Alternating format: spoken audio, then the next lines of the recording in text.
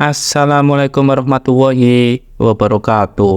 Halo semua, jumpa lagi dengan saya Heri di channel seputar tutorial.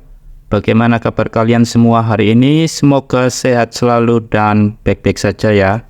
Oke, di video kali ini saya akan men-share bagaimana cara mengecek sisa pulsa di kartu Axis ya. Oke, langsung saja kita ke tutorialnya.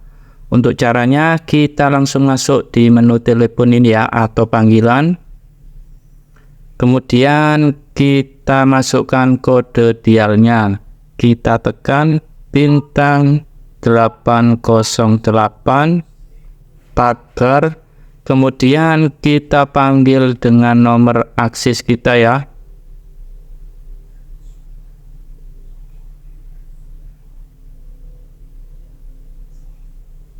Ya, ini ya, langsung muncul pulsa saya tinggal Rp5.000.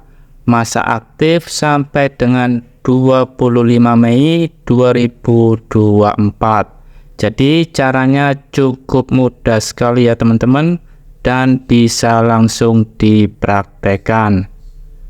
Oke, demikianlah video tutorial kali ini, semoga bermanfaat. Sampai jumpa, kita ketemu lagi di video berikutnya.